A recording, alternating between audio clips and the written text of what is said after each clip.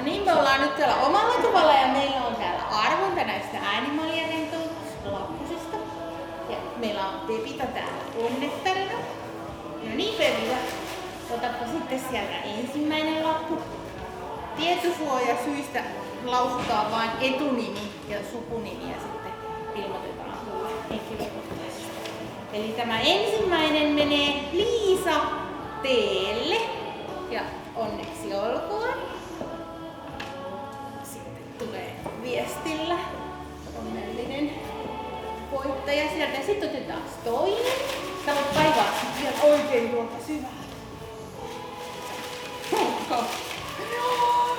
Ja sieltä se tulee.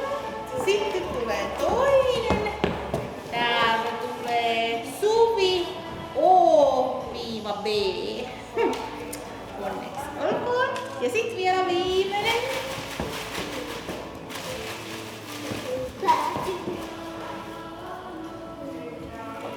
Hyvä.